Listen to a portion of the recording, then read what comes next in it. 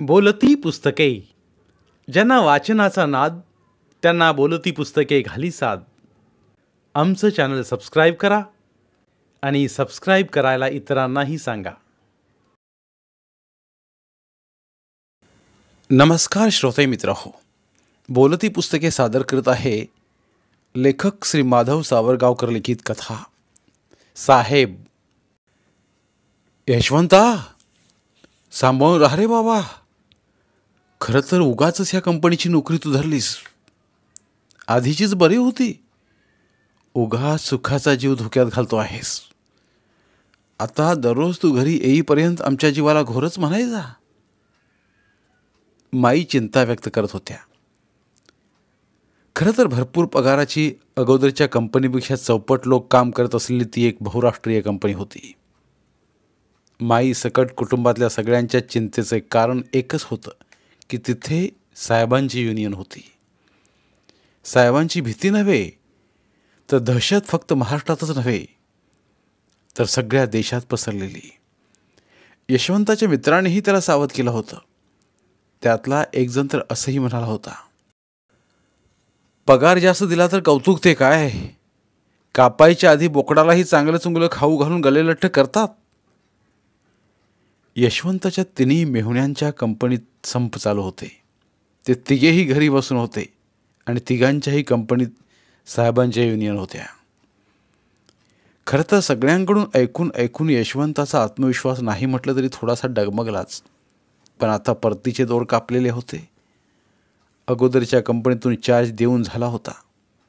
निरोप समारंभ, भावपूर्ण भाषण आणि भेटवस्तू सगळे सोपस्कार झाले होते. यशवंताने विचार केला, नवीन कंपनीत जॉईन होताना असं डगमगत्या मनस्थितीत जायचं नाही. बघूया काय होतंय ते. यशवंताची बायको सावीसुद्धा खरं तर मनातून संशय होती.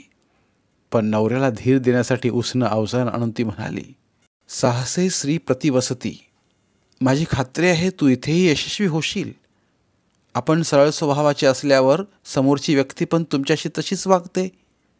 आणि ते साहेब का कोण, ते देखील शेवटी माणूसच आहेत ना, राक्षस तर नाहीत. यशवंताला ह्या वाक्याने चांगलीच उभारी आली.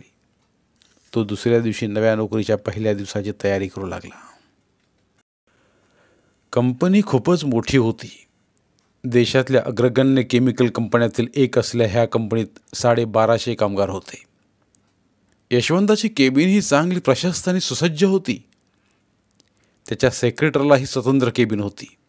तिच्यातूनच यशवंताच्या केबिनकडे प्रवेश होता.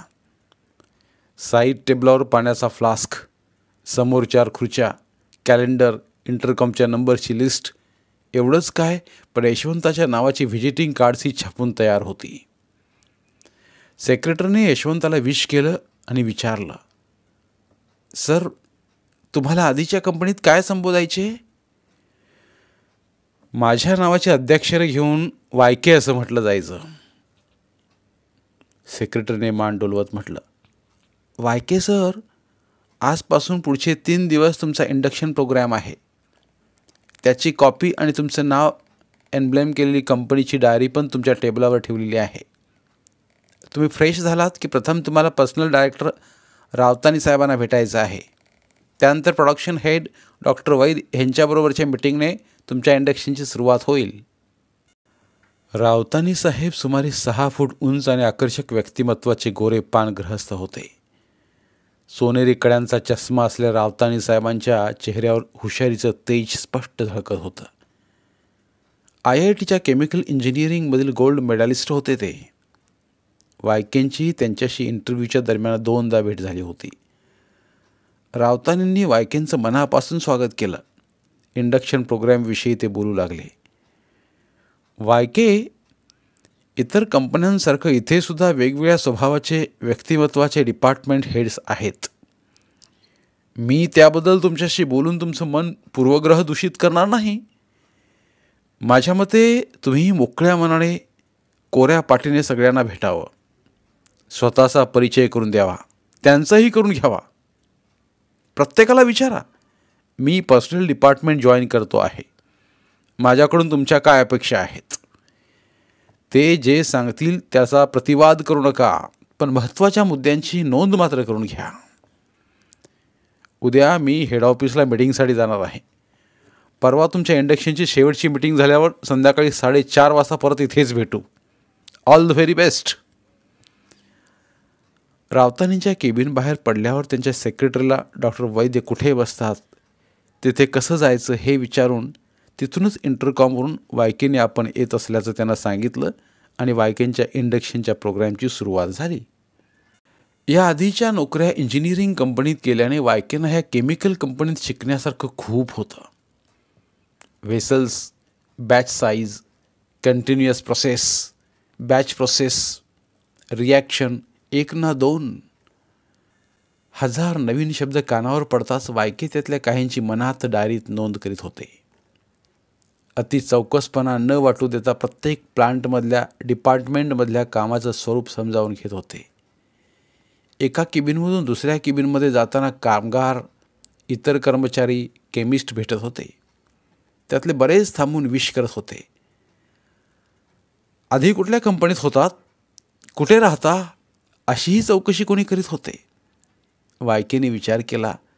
आपल्याला वाटत होतं तसं काही इथलं वातावरण स्फोटक दिसत नाही. थोडा जास्त प्रयत्न करून जम बसवणं काही कठीण वाटत नाही. इंडक्शनची शेवटची मीटिंग आटोपून वायके रावतानींच्या केबिनकडे निघाले. रावतानींनी आज त्यांची युनियनबरोबर इंट्रोडक्शन मीटिंग ठरवली होती. वायके प्रथम रावतानींच्या केबिनमध्ये गेले. तिथून ते दोघे कॉन्फरन्स रूममध्ये गेले. सुमारे 20 कमिटी मेंबर्स त्यांची वाट पाहत होते. नेहमीच्या सवयीने वायकेने गेल्या 2 दिवस इंडक्शन प्रोग्राम संपल्यानंतर घरी 2 तास उशिरा जाऊन त्या सगळ्यांच्या पर्सनल फाईल्स वाचल्या होत्या. त्यांची नावं, शैक्षणिक पात्रता, युनियनमधला त्यांचा हुद्दा आणि त्यांच्यापैकी काहींवरच्या शिस्तभंगाच्या कारवाया, या प्राथमिक गोष्टींची त्यांनी मनात नोंद केली होती. रावतानींनी वायकेंचा परिचय करून दिला. प्रत्येक कामगार प्रतिनिधीने स्वतःचा परिचय करून देताना आपल्या डिपार्टमेंटचाही उल्लेख केला. त्यानंतर युनियन जनरल सेक्रेटरींनी बोलायला सुरुवात केली. त्यांचं बोलणं मुद्देसूद होतं. शिवाय त्यात अधिकाराची स्पष्ट झाक होती. युनियनचा इतिहास, सध्या पेंडिंग असलेले युनियनचे इश्यूज आणि युनियन करत असलेल्या सोशल कामांची माहिती त्यांनी आपल्या भाषणातून दिली. युनियनच्या कामाच्या पद्धतीबद्दल सांगताना ते म्हणाले, वादग्रस्त मुद्द्यांसाठी कोर्टासारख्या वेळखाऊ मार्गावर आमचा विश्वास नाही. आम्ही शक्यतो आमचे प्रश्न चर्चेने सोडवतो आणि तसे न सुटल्यास आम्हाला आमच्या मार्गाने जावे लागतं. तुम्ही इथे जॉईन होणार हे समजल्यावर आमच्या लोकांनी तुमच्या आधीच्या कंपनीतील तुमच्या कामाची माहिती काढली. ती फारशी कुठे वादग्रस्त आहे असं कुठं दिसलं नाही. इथेही तुमच्याकडून आम्हाला तशाच सहकार्याची अपेक्षा आहे. शेवटी वायकेंना शुभेच्छा देत त्यांनी आपलं बोलणं संपवलं. वायकेंनी मनात विचार केला, हे भलतेच तयारीचे आणि पद्धतशीर काम करणारे लोक दिसत आहेत. चहा बिस्किटं खाऊन झाल्यावर मीटिंग संपली. मीटिंग नंतर दोघेही परत रावतानींच्या केबिनमध्ये आले. थोड्या वेळापूर्वी झाल्या युनियन मीटिंगबद्दल बोलून झाल्यावर वायकेंनी 2 दिवसांतील इंडक्शन दरम्यान झाल्या मीटिंगबद्दल रावतानींना सविस्तर माहिती दिली. स्वतःची ऑब्झर्वेशन सांगितली. प्रोडक्शन प्रोसेसबद्दल असल्या काही शंका विचारल्या. स्वतः केमिकल इंजिनियर असलेल्या रावतानींचा तर तो आवडता विषय. त्यांनी वायकेंच्या सगळ्या शंकांचं निरसन होईपर्यंत सविस्तर माहिती दिली. मीटिंगचा समारोप करताना रावतानी म्हणाले, वायके, गेले 3 दिवस तुमची डिपार्टमेंट हेड्स युनियन लिडर्सची तोंड ओळख झाली. प्लांट विजिटच्या दरम्यान प्रोडक्शन प्रोसेसही पाहिलीत. आता नियमित काम सुरू करण्याच्या आधी एकदा साहेबांनाही भेटून या. आपलं काम व्यवस्थित चालण्यात वा न चालण्यात त्यांचा मोठा रोल आहे. त्यांच्याबद्दल इंडस्ट्रीमध्ये बरेच गैरसमज आहेत. माझं त्यांच्याविषयीचं मत विचाराल तर ही इज अनप्रेडिक्टेबल, ते लहरी आहेत, असं मी त्यांचं एका लहानशा वाक्यात वर्णन करीन. मैत्रीपूर्ण बोलता बोलता ते अचानक भडकतात. त्यांच्या भेटीसाठी तुम्हाला मनपूर्वक शुभेच्छा. साहेबांच्या बंगल्यावर जाताना वायके अगदी तणावविरहित होते. रावतांनी सांगितलं होतं की इतर कंपन्यांचे लोक, युनियनचे पुढारी साहेबांना त्यांच्या ऑफिसमध्ये भेटतात. काही खास मोठ्या कंपनीचे एक्झिक्युटिव्ह त्यांच्या बंगल्यावर भेटतात. सुदैवाने आपण त्या कॅटेगरीत मोडतो. सकाळी 10:30पर्यंत ते त्यांच्या बंगल्यावर आणि 11 नंतर ऑफिसमध्ये असतात. साहेबांचा बंगला टुमदार आणि दुमजली होता. आश्चर्य म्हणजे बंगल्याच्या प्रवेशद्वारावर एकही सिक्युरिटी गार्ड नव्हता. पुढे खूप ओळख झाल्यावर जेव्हा वायकेनी साहेबांना त्यासंबंधी विचारलं तेव्हा ते म्हणाले होते, कामगारच माझं संरक्षण कवच आहेत. एका म्हाताऱ्या नोकराने बंगल्याचं फाटक उघडलं. साहेबांबरोबर एका मोठ्या कार कंपनीचे लोक बसले होते. म्हणून वायके बाहेरच्या खोलीत तिथे पडलेली मासिकं चाळत बसले. थोड्या वेळाने ती मंडळी जायला निघाली. वायकेने त्या लोकांच्या चेहऱ्याकडे बघून आतल्या वातावरणाचा अंदाज घेण्याचा प्रयत्न केला, पण सगळ्यांचे चेहरे कोरे होते. फाटक उघडणाऱ्या त्याच सेवकाने वायकेनं आत बोलावलं. आत गेल्यावर त्यांना साहेब कुणाच्या तरी फोनवर बोलत असल्याचं दिसलं. गोरा रंग, भव्य कपाळ, डोळ्यावर जाड फ्रेमचा चष्मा, तुळतुळीत डोकं. वायकेनं साहेबांचं हे रूप पाहून सुभाषचंद्र बोस यांची आठवण झाली. तेवढ्यात साहेब म्हणाले, बसा. कोण तुम्ही? काय काम आहे? वायकेने नमस्कार करून स्वतःचा परिचय करून दिला. यावर यापूर्वी कुठे होतात? साहेबांनी विचारलं. वायकेने थोडक्यात सांगितलं. नवीन कंपनीचे नाव सांगून तिथे पर्सनल डिपार्टमेंटमध्ये जॉईन झाल्याचंही सांगितलं. त्यासरसी बंदुकीच्या गोळीसारखे त्यांचे शब्द आले. पर्सनल डिपार्टमेंटचे लोक मला अजिबात आवडत नाहीत. ते दलाल असतात मॅनेजमेंटचे. माझा त्यांच्यावर मुळीच विश्वास नाही. रावतांनी वर्णन केल्याप्रमाणे असा काही गोळीबार होईल याबद्दल वायकेने मानसिक तयारी ठेवली होतीच. ते शांतपणे साहेबांना म्हणाले, आपलं बरोबर आहे साहेब. शेकडो कंपन्यांशी आपला संबंध येतो, त्यामुळे पूर्णपणे खात्री पटल्याशिवाय कुणावरही विश्वास न ठेवणं योग्यच. साहेब वायक्यांकडे 2 मिनिटं स्थिर नजरेने पाहत राहिले. आधीच मोठे असले त्यांचे डोळे चष्म्यांच्या भिंग्यातून आणखीनच मोठे वाटत होते. वायकेने मनातील अस्वस्थता चेहऱ्यावर दिसू न देण्याचा निकराने प्रयत्न केला. युनिट कमिटीला भेटलात काय? वगैरे औपचारिक प्रश्न साहेबांनी विचारले. मग समोरची फाईल उचलली. वायकेने मीटिंग संपल्याचा हा इशारा समजून त्यांचा निरोप घेतला. वायकेंची साहेबांशी झालेली ही पहिली भेट. वादग्रस्त काही झाली नाही. मीटिंग तशी सामान्यच झाली होती, त्यामुळं त्यांच्याविषयी दहशत मात्र वाटली नाही. कंपनीतले दिवस भराभर जात होते. वायकेंचं रुटीन सेट होत होतं.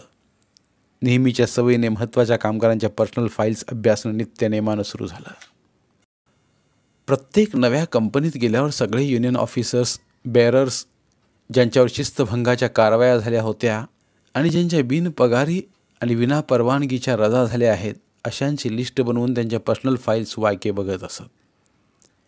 त्यामुळे लोकांची डील करणं चांगलं प्रभावी होत असे. दररोज कमीत कमी 20 फाईल्स अभ्यासनाचा नियमच त्यांनी स्वतःपुरता केला होता. साधारण 15 दिवसानंतर तिथल्या काही विशेष लोकांचा त्यांना बऱ्यापैकी फील आला. जन्मताच तीक्ष्ण स्मरणशक्तीची दैवी देणगी मिळाल्यामुळे एखाद्याचं नाव घेताच त्याची पूर्ण कुंडली वायकेंच्या डोक्यातल्या कम्प्युटरमधून बाहेर पडे. हळूहळू दररोज सकाळी प्लांट राऊंड घेताना दिसलेले कामगारांचे चेहरे त्यांच्या लक्षात राहू लागले. प्रोसेसची माहिती होऊ लागली. लाईन मॅनेजरशी संबंध दृढ होऊ लागले. लाईन मॅनेजरशी संबंध घनिष्ठ झाले की अनौपचारिक माहिती यंत्रणा आपोआप निर्माण होते, हा वायकेंचा अनुभव होता. एकदा राऊंडच्या वेळी एनर्जी डिपार्टमेंटमध्ये असताना एक तरतरीत कामगार समोर आला. पर्सनल फाईलमधील फोटोवरून त्याचं नाव अशोक परब आहे हे वायकेंच्या लक्षात आलं. टाईमकीपरशी बोलताना अशोकला प्लांटमधले लोक हाफ मर्डर म्हणतात हेही वायकेनं आठवलं. कारण तो कामगारात फुशारक्या मारताना मी ह्याचा हाफ मर्डर केला, ह्याचा हाफ मर्डर केला असं सांगत असे. तर असा हा अशोक वायकेंना बघून आजूबाजूच्या 10 लोकांना ऐकू जाईल अशा आवाजात आणि नाक्यावरच्या टपोरी भाईच्या स्टाईलमध्ये म्हणाला, काय साहेब, आज सकाळी सकाळी स्पेशलची रेट वाटतं. तुम्ही यायचं का कष्ट घेतलेत? आम्हीच तुम्हाला भेटायला येणार होतो. आजूबाजूचे कामगार थबकले. वायकेंची प्रतिक्रिया बघण्यास सगळेच उत्सुक होते. वायकेही तितक्याच मोठ्या आवाजात बोलले, बरं झालं तुम्ही इथेच भेटलात, नाहीतर मी तुम्हाला बोलावणारच होतो. जरा तुमचा लिव्ह रेकॉर्ड सुधारा, नाहीतर इन्क्वायरी होऊन सस्पेंड करावं लागेल.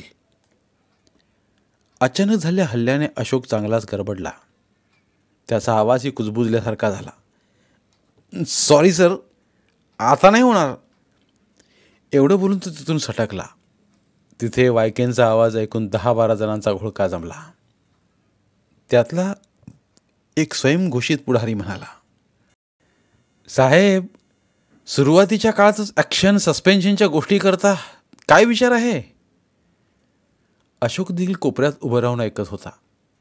वायकेने बोलणाऱ्याच्या नजरेला नजर भिडवून म्हटलं, विचार त्याचा आणि त्याच्यासारख्या कामगारांना सुधारण्याचा आहे.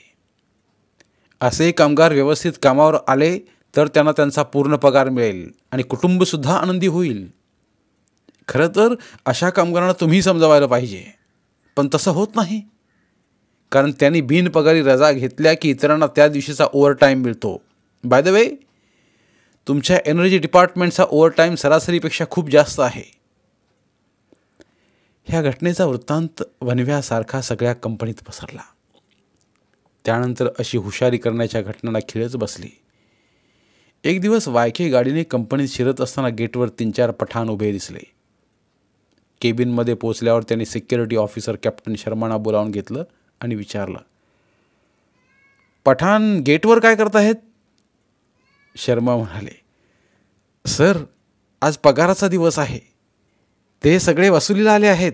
साधारण 25 कामगार असे आहेत की ते कर्ज फिटण्याच्या आधीच पुढचं कर्ज घेतात. वायकेने शर्मांना विनंती केली, एकेका पठाणला बोलावून कुणाकुणाचे किती कर्ज आहे ते विचारून घ्या आणि मला लिस्ट द्या.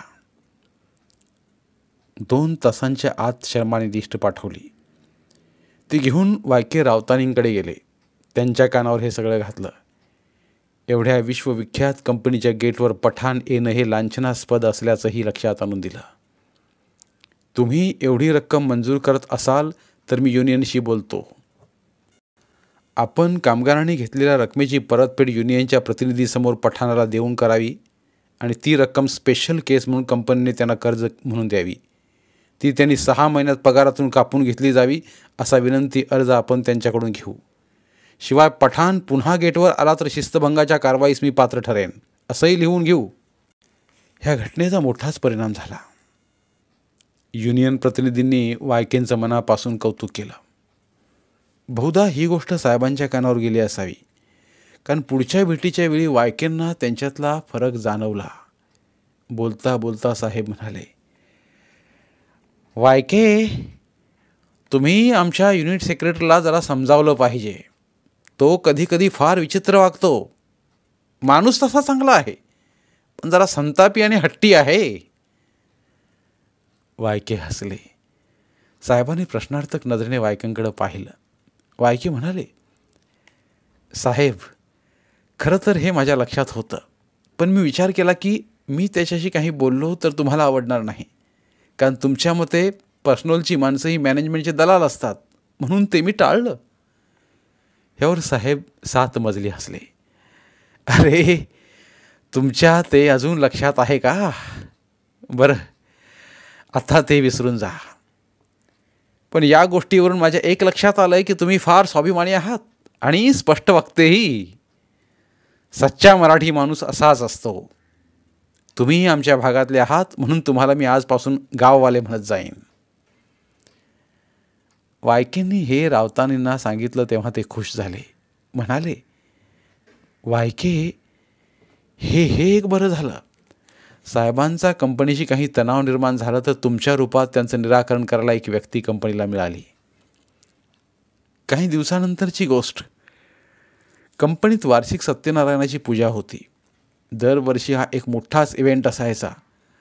अगोदर आठवडाभर बैठ्या आणि मैदानी खेळांच्या स्पर्धा आयोजित केल्या जायच्या. कॅन्टीनमध्ये त्या दिवशी फक्त शाकाहारी जेवण बनायचं, पण कॅन्टीन कमिटी खूप विचार करून शोधून शोधून भारी पदार्थ निवडायची. एके वर्षी तर म्हणे काजूच्या उसळीसाठी 70 किलो काजू वापरले होते. संध्याकाळी बाहेर नाट्यगृहात एखाद्या प्रसिद्ध मराठी नाटकाचे लागोपाठ 2 प्रयोग ठेवले जात. यावर्षी पूजेला एक गालबोट लागलं होतं. इतर बऱ्याच कंपन्यांप्रमाणे इथेही युनियनमध्ये 2 गट होते. साधारणपणे एक गट स्थानिक लोकांचा तर उरलेला बाहेरून येणाऱ्यांचा. आलटून पालटून कोणीतरी सत्तेत असायचं. त्याप्रमाणे सध्या स्थानिक ग्रुप सत्तेवर होता. काही महिन्यांपूर्वी शिस्तभंगाच्या कारवाईत 3 कामगारांना कंपनी सस्पेंड केलं होतं. पूजेच्या पार्श्वभूमीवर राऊतांनी साहेबांना पूजेचं आमंत्रण करायला गेले. ते सकाळीच परस्पर साहेबांकडे जाणार होते. साधारण 11च्या सुमारास राऊतांनींचा फोन आला. त्यांनी वायकेंना ताबडतोब त्यांच्या केबिनमध्ये बोलावलं होतं. हातातील सिगरेट संपवेपर्यंत आणखी 2 फोन आले. मग मात्र वायके जवळजवळ पळतच त्यांच्या केबिनमध्ये गेले. राऊतांनी साहेब फारच उत्तेजित झाले होते. साहेबांच्या मीटिंगमध्ये काहीतरी गडबड झाली असावी ह्याचा अंदाज वायकेंना आला. ते केबिनमध्ये आल्यावर राऊतांनी साहेबांनी त्यांना दरवाजा लावून घ्यायला सांगितला. 1 मिनिटभर पॉज घेऊन शब्दांची जुळवाजुळव करत त्यांनी बोलायला सुरुवात केली. वायके, आजची साहेबांबरोबरची मीटिंग अतिशय वाईट झाली. माझ्याशी अशा भाषेत आजवर कोणी कधी बोललं नव्हतं. मी तुम्हाला काहीही सौम्य करून न सांगता सगळं स्पष्ट करून सांगतो आणि त्याची गरज देखील आहे. कारण सिच्युएशन डिफ्यूज करण्यासाठी मला तुमच्याशिवाय दुसरी कोणतीही व्यक्ती दिसत नाही. थोड्याच दिवसात साहेबांशी तुमचं इक्वेशन चांगलं जमलं आहे. तर आज सकाळी ठरल्याप्रमाणे मी त्यांना त्यांच्या बंगल्यावर भेटलो. थोड्या औपचारिक गप्पा झाल्यावर मी त्यांना पूजेचं आमंत्रण दिलं. त्यांनी त्यांच्या डायरीत नोंद देखील केली.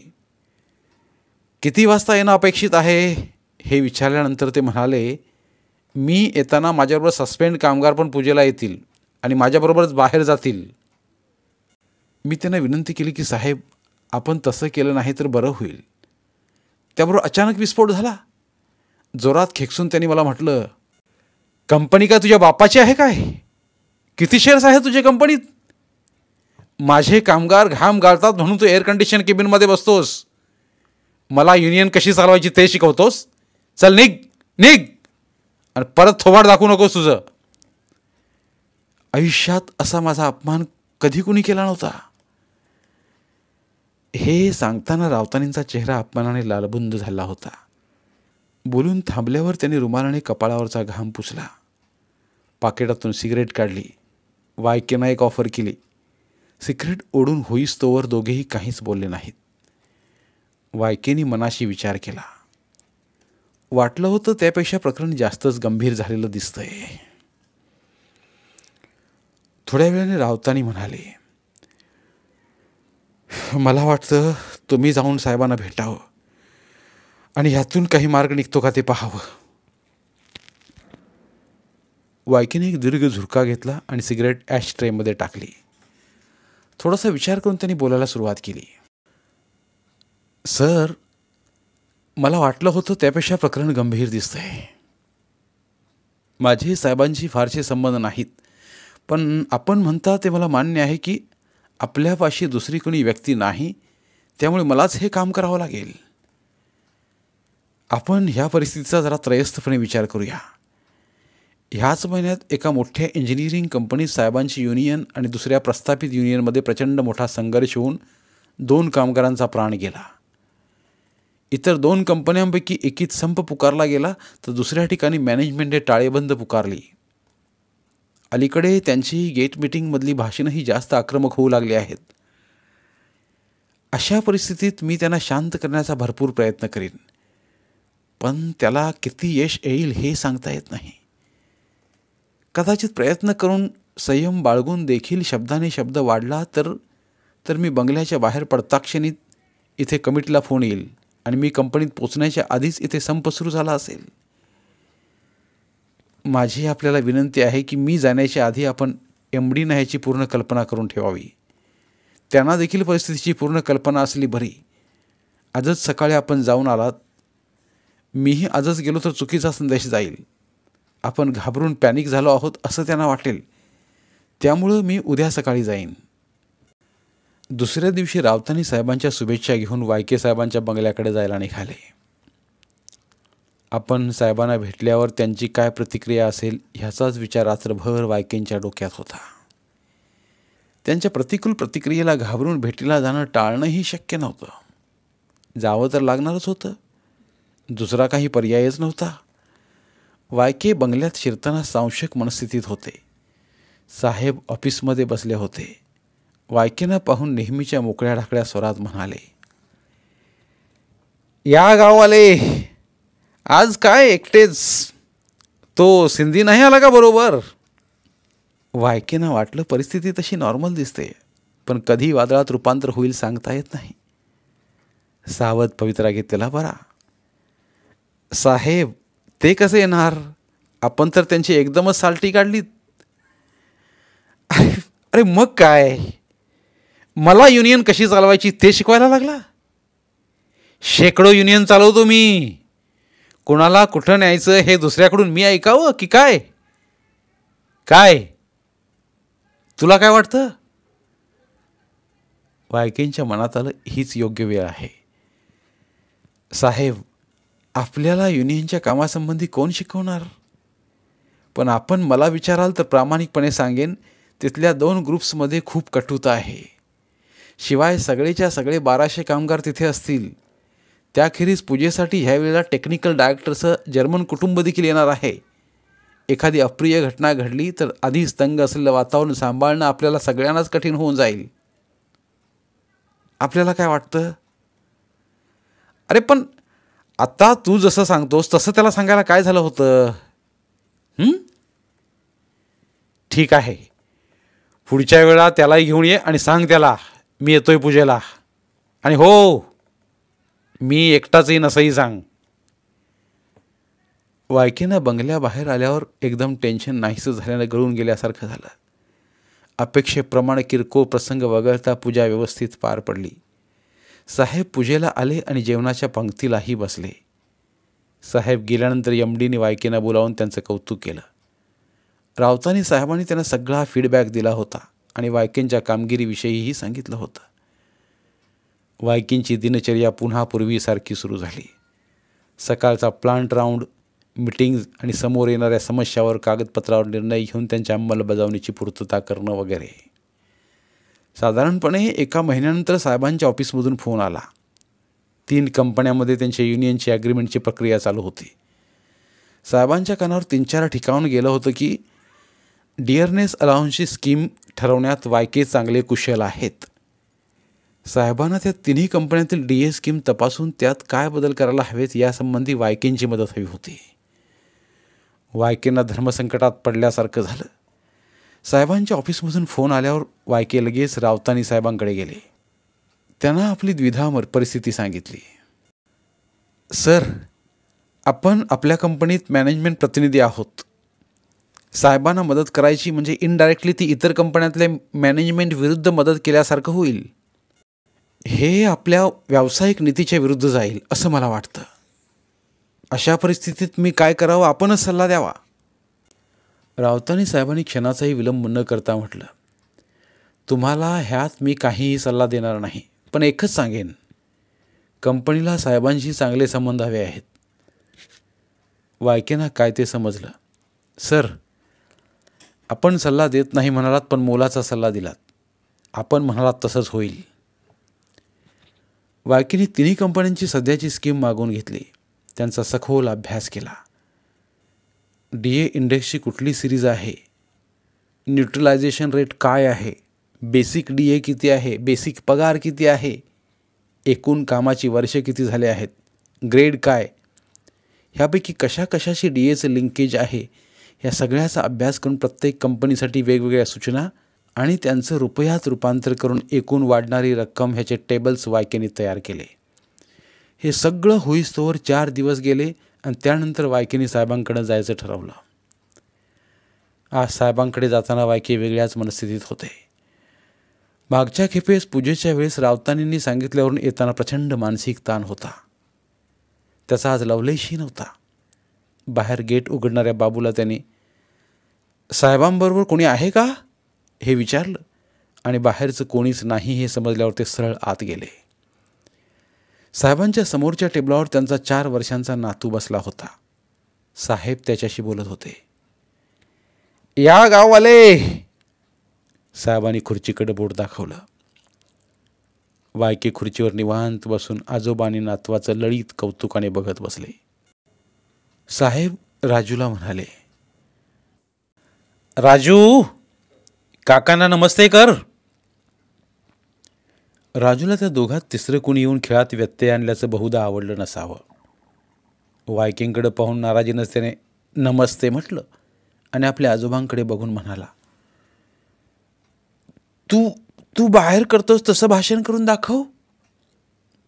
साहेब वायकिंगकडे पाहत हसले आणि त्यांनी भाषण चालू केलं. आमचा राजू खूप हुशार आहे. तो आजोबांचा ऐकतो. हे नाही, हे नाही. राजू मोठ्यानं ओरडत साहेबांना थांबवत म्हणाला, तू हात वरती करून जोरात ओरडत म्हणतोस ना, मिळालंच पाहिजे, मिळालंच पाहिजे, नाहीतर बघा तसं. वायकिंगकडे बघत स्मित करत साहेबांनी पुन्हा तशीच वाक्य म्हणत नातवाचं समाधान होईल असं भाषण केलं. मग बाबूबरोबर त्याला घरात पाठवून दिलं. राजू आत गेल्यावर वायके हसत म्हणाले, साहेब, आज वेगळंच दृश्य पाहायला मिळालं. तुम्हालाही हुकूम देणारे कोणीतरी साहेब आहेत म्हणायचे. त्यावर साहेब मनापासून हसले. वायके म्हणाले, साहेब, आज सकाळी सकाळी बाहेर राऊंड मारून आलात. जनरली तुम्ही सकाळी कुठे बाहेर पडत नाही ना. हो, पण अरे त्याचं काय आहे ना, बेस्टचा संप चालू आहे. तिथे इतर बऱ्याच युनियनबरोबर आपलीही युनियन आहे. बाहेर काय परिस्थिती आहे हे बघण्यासाठी जरा राऊंड मारून आलो. लोकांना फार त्रास होतो रे. आया मुलांना घेऊन शाळेत पोचवायला धावपळ करत होत्या. त्यात हल्ली परीक्षा चालू आहेत. गाडीला गॉगल ग्लासेस असल्याने लोकांनी ओळखलं नाही. लोक चक्क शिव्याशाप देत होते. बाकी त्यांची तरी काय चूक म्हणा. साहेब, असं आहे तर मग ह्या दिवसात संप का केलात. शून्यात बघत साहेब म्हणाले, गाववाले, तुम्हाला नाही करणार ते. काही काही गोष्टी मनात असो वा नसो कराव्याच लागतात. साहेबांच्या बदललेल्या मूडमध्ये डीएचा विषय काढणं योग्य ठरणार नाही म्हणून वायकेने उठून त्यांचा निरोप घेतला. बाहेर पडताना त्यांच्या मनात आलं, कातळ बाहेरून कितीही कठोर वाटला तरी आतमध्ये पाण्याचा निर्मळ झरा असतोच. तो फक्त दिसला पाहिजे. धन्यवाद. पुन्हा भेटूया एका नवीन कथेसह. धन्यवाद. बोलती पुस्तके श्रोते मित्रांसाठी मराठी साहित्याचा खजिना फक्त 59 रुपयात. फक्त 59 रुपये माफक फी भरून आमच्या साहित्यरत्न या चॅनलचे सभासद व्हा व भरपूर मराठी ऑडिओ बुक्सचा आस्वाद घ्या.